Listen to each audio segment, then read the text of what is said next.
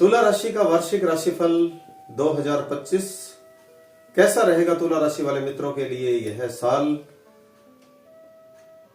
आज के वीडियो में इस बारे में पूरी डिटेल से बात करेंगे। और नया वर्ष शुरू हो गया है। सभी मित्रों को, सभी दर्शकों को नए साल की बहुत बहुत शुभकामनाएं, हार्दिक बधाई। और यह साल आपके जीवन में बहुत खुशियां लेकर आए, आपके परिवार में उन्नति के नए रास्ते मिले और जो आपकी इच्छाएं हो वह पूरी हो। आज का यह प्रोग्राम तुला राशि वाले मित्रों के लिए है। कैसा रहेगा यह साल, आर्थिक पक्ष कैसा होगा, व्यापार कैसा रहेगा, स्वास्थ्य कैसा रहेगा, कौन कौन से ग्रह और नक्षत्र क्या क्या परिवर्तन करेंगे, जो ग्रहों का राशि परिवर्तन है वह क्या फल देगा, इन तमाम प्रश्नों के बारे में डिटेल से बात करूंगा। वीडियो तो आपने बहुत देखे होंगे, लेकिन मैं कोशिश करता हूं कि आपको बहुत अच्छे तरीके से समझा सकूं।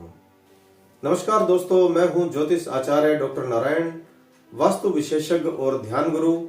आप सभी मित्रों का हार्दिक अभिनंदन है आपके अपने YouTube channel Narayana astro world में।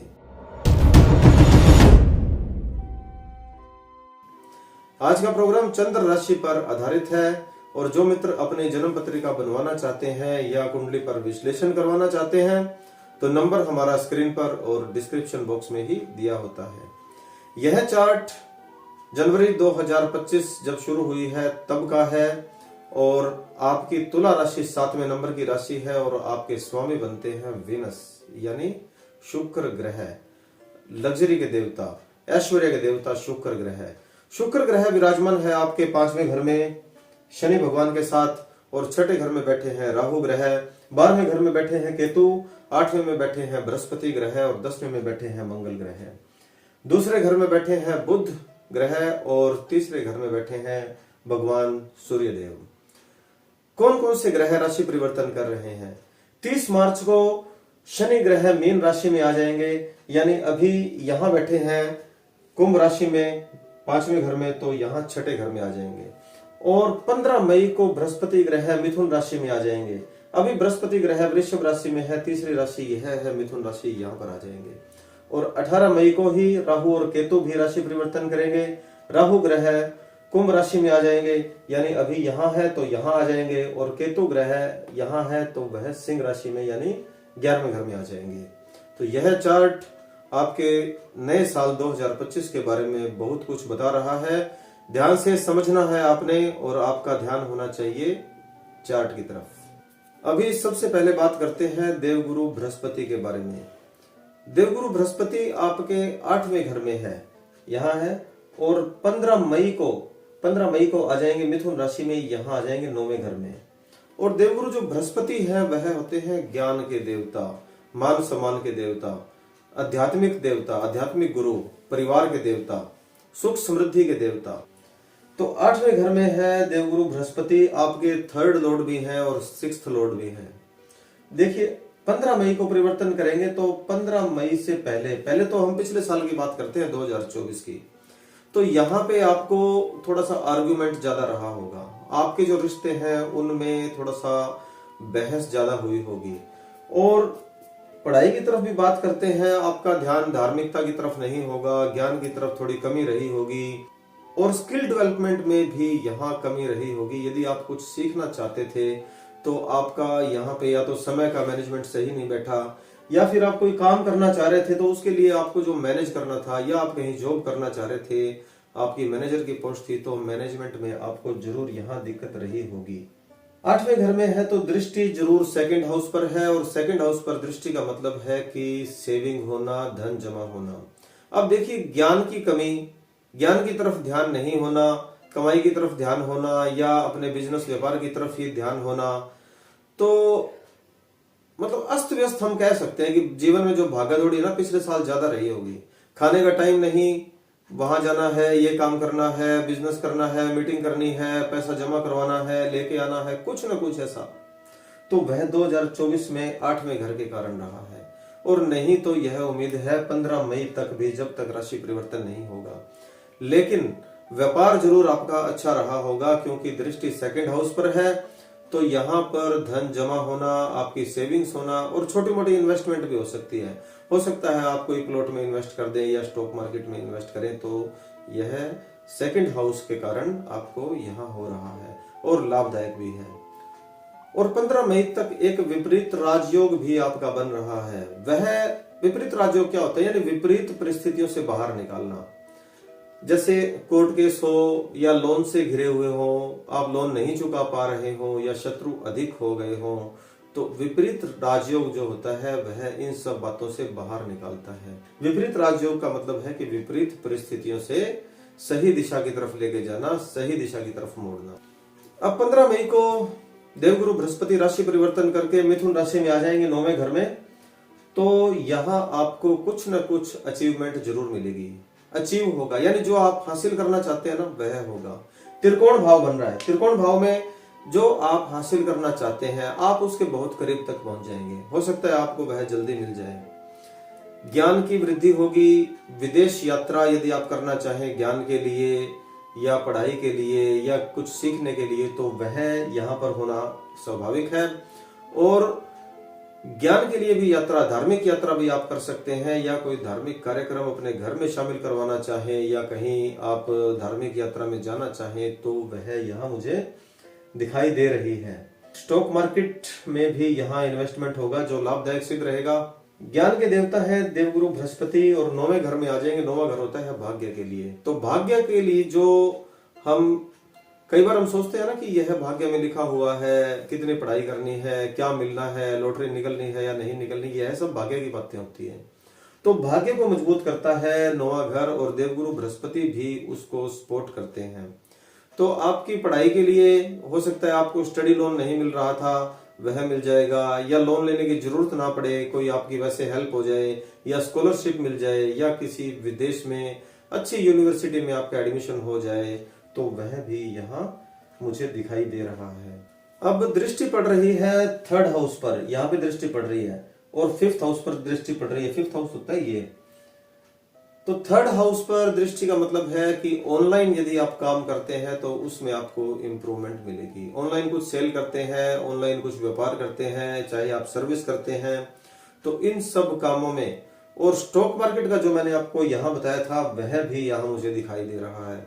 और कंप्यूटर से रिलेटेड, मोबाइल से रिलेटेड, या फिर ऑनलाइन कोई क्लास लगाते हैं, आप कुछ शिक्षा देते हैं, उन सब कामों में यहाँ आपको इम्प्रूवमेंट होगी। इसके साथ ही डिजिटली होना, यानी आप डिजिटल कोई काम करना चाहते हैं और डिजिटल वर्क के लिए आप यात्राएं भी करना चाहते हैं, तो भी यहाँ 3रे हाउस के कारण होगी।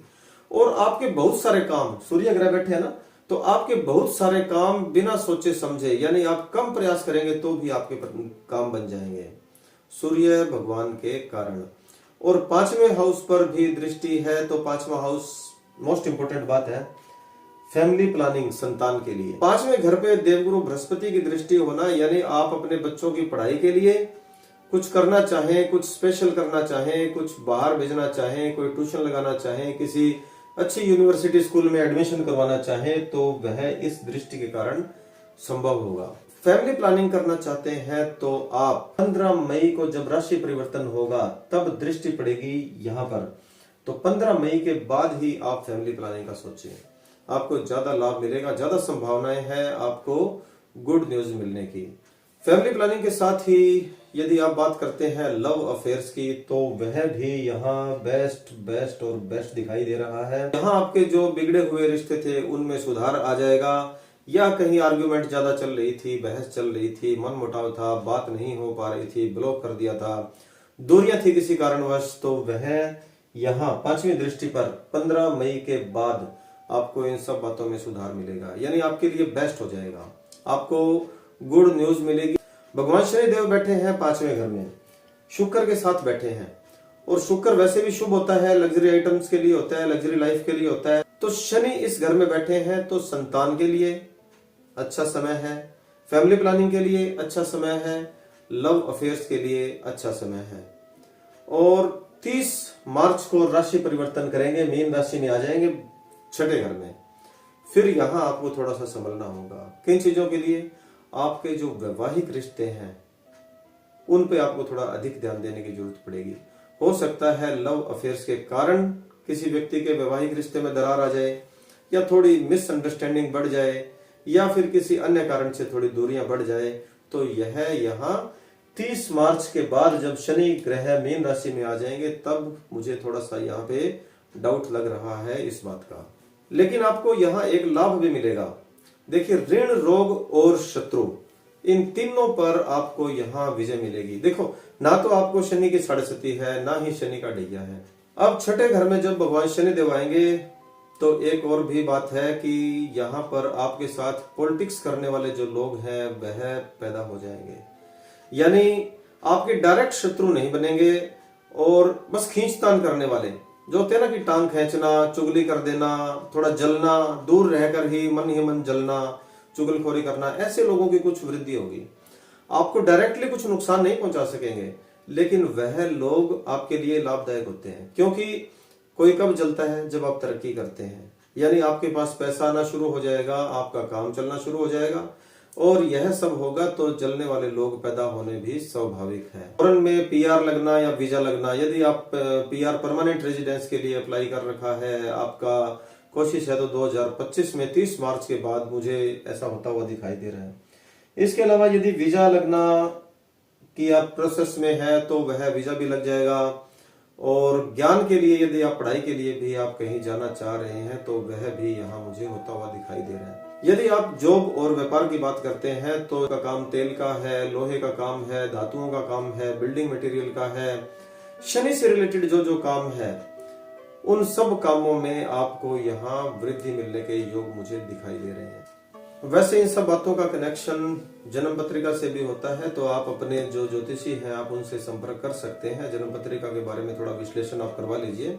अब बात करते हैं राहु और केतु की। राहु ग्रह आपके छठे हाउस में है और केतु ग्रह आपके 12वें हाउस में है, और 18 मई को बदल जाएंगे। राहु ग्रह आ जाएंगे कुंभ राशि में, यानी यहाँ आ जाएंगे, और केतु ग्रह आ जाएंगे सिंह राशि में। क्या फल दे रहे हैं आपको राहु केतु? आपको यहाँ दिमाग में नए नए आइडिया आना, अपने व्यापार के लिए, अपने परिवार के लिए, अपने काम के लिए कुछ नई सोच, ऊंची सोच पैदा करना, वह यहाँ आपको राहु ग्रह देंगे। अब राहु ग्रह ने यहाँ पे छठे हाउस में आपको एक तो एंजाइटी आपकी कम की होगी, जरूर कम की होगी, और नहीं की तो 18 मई से पहले कम हो भी जाएगी। नौकरी में यदि है या फिर व्यापार में है तो आपको समय मिलना और आइडिया मिलना, यह दोनों बातें यहाँ पे होगी, तो राहु आपको अच्छा प्रयास देके जाएंगे। विलंब थोड़ा सा हो सकता है, क्योंकि राहु ना हमेशा विलंब करवाते हैं। जब राहु की दशा आ जाएगी तो आते ही देख लेना, पहले दिन से ही पता लग जाता है कि राहु किसी न किसी काम के लिए, बनता हुआ काम भी है, उसमें थोड़ी सी दूरी आ जाएगी, अड़चन आ जाएगी। तो राहु का यहाँ पे मुझे थोड़ा सा विलंब होता हुआ तो दिखाई दे रहा है कामों में। लेकिन नौकरी के लिए, व्यापार के लिए, लॉन्ग टर्म इफेक्ट की बात करें तो अच्छा फल दिखाई देगा। ऑनलाइन काम के लिए, व्यापार के लिए, इन सब कामों में आपका दिमाग तेज चलेगा, लेकिन ओवर कॉन्फिडेंस होना आपके लिए यहाँ नुकसानदायक सिद्ध होगा। यानी कोई प्रोजेक्ट मिलना या कोई बड़ी डील होना ओवर कॉन्फिडेंस के कारण आपके हाथ से कुछ फिसलती हुई दिखाई दे रही है। लव अफेयर्स पे आपको थोड़ा सा यहाँ ध्यान देने की जरूरत पड़ेगी 18 मई के बाद में। वैवाहिक दृष्टि से भी बात करते हैं तो राहु ग्रह यहाँ ठीक रहेंगे, आपके लिए अच्छी पोजीशन है, कोई नुकसान वाला मुझे यहाँ पासा दिखाई नहीं दे रहा। और केतु की बात करते हैं तो आपको बनाएंगे धार्मिक कामों में आपकी रुचि बढ़ जाएगी, परिवार के अंदर धार्मिक कार्यक्रम संपन्न होंगे, धार्मिक यात्रा होना और स्पिरिचुअलिटी की तरफ आपका ध्यान होना ऐसा स्वाभाविक लग रहा है। स्वास्थ्य की तरफ बात करते हैं तो मुझे कुछ नेगेटिव दिखाई नहीं दिया, इसलिए उसको सही मानते हैं। और खरीद फरोख्त की बात करते हैं तो इस बार आप कुछ न कुछ, चाहे प्लॉट में इन्वेस्ट हो, चाहे स्टॉक मार्केट में कुछ सेविंग हो, या आपके बैंक खाते में सेविंग हो, या फिर आप कोई भूमि या भवन लेते हुए मुझे इस साल दिखाई दे रहे हैं। अच्छा, एक बात और करते हैं। केतु ना आपको असंतुष्टि का भाव देंगे। असंतुष्टि के भाव का मतलब है यानी कि जो आपको मिल रहा है उस पर ध्यान नहीं होना, और जो आपको नहीं मिल रहा है उस पर आपका ध्यान फोकस होना। वैसे अच्छा है ये, क्योंकि जो आपको नहीं मिल रहा उस पर आप ध्यान करेंगे तो कोशिश करेंगे आप उसको अर्जित करने की, उसको पाने की। तो आपका जो फोकस है वह इन बातों पे रहेगा कि कुछ और हासिल किया जाए। आप मेहनत ज्यादा करेंगे, प्रयास अधिक करेंगे, आपको लाभ भी अधिक मिलेगा। अब बात करते हैं अचूक उपाय की। देखिए शुक्र का बीज मंत्र, क्योंकि शुक्र आपके स्वामी है, ओम द्राम द्रीम द्रोम सह शुक्राय नमः 108 बार रोज करना है। हनुमान चालीसा का पाठ करना है, नीम का एक वृक्ष लगा देना है और भगवान सूर्य को प्रणाम करना है। ओम अर्काय नमः मंत्र की एक माला जाप हर रोज करनी है। आज की वीडियो में इतनी ही बात करेंगे। कैसी लगी आपको यह वीडियो कमेंट में आप जरूर बताइएगा। यदि पसंद आई है तो लाइक करें, शेयर करें, सब्सक्राइब करें और कमेंट में लिख दें जय बजरंगबली, जय जय नमो नारायण।